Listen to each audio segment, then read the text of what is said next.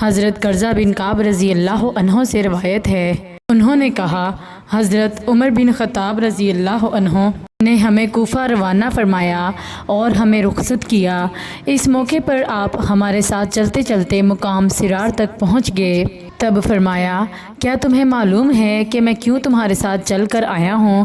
ہم نے عرض کیا ہمارے اصحاب رسول اللہ صلی اللہ علیہ وآلہ وسلم ہونے کا حق سمجھتے ہوئے اور انصار کے حق کی ادائیگی کے خیال سے۔ فرمایا بلکہ میں تو اس لیے تمہارے ساتھ چل کر آیا ہوں کہ میں تم سے ایک بات کہنا چاہتا تھا۔ میں نے چاہا کہ میرے اس چلنے کی وجہ سے تم اسے یاد رکھو تاکہ تمہیں یاد رہے کہ یہ وہ اہم نصیحت ہے جو حضرت عمر رضی اللہ عنہ نے مدینہ سے اتنی دور ہمارے ساتھ آ کر ہمیں کی تھی۔ تم ایسے لوگوں کے پاس جا رہے ہو جن کے سینے قرآن کی وجہ سے اس طرح جوش مار رہے ہیں جس طرح ہنڈیا ابلتی ہے۔ جب وہ تمہیں دیکھیں گے تو گردنیں اٹھا کر تمہاری طرف متوجہ ہوں گے اور کہیں گے یہ محمد صلی اللہ علیہ وآلہ وسلم کے ساتھی ہیں، تو اللہ کے رسول صلی اللہ علیہ وآلہ وسلم کی حدیثیں کم بیان کرنا۔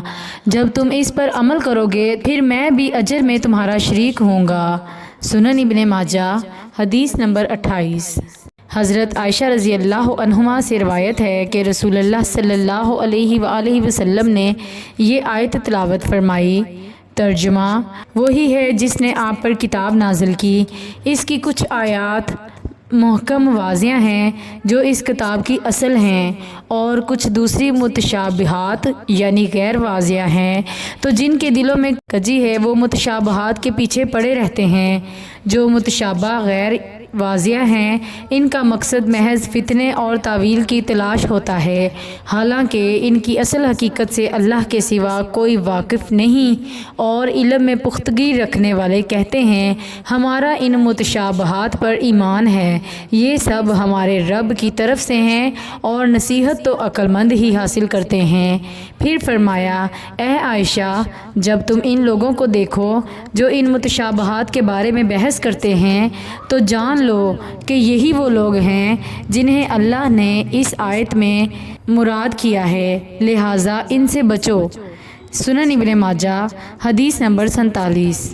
حضرت ابو امامہ رضی اللہ عنہ سے روایت ہے اللہ کے رسول صلی اللہ علیہ وآلہ وسلم نے فرمایا کچھ لوگ ہدایت پر تھے، پھر اس کے بعد گمراہی اختیار کر لی تو انہیں جھگڑے ہی نصیب ہوئے۔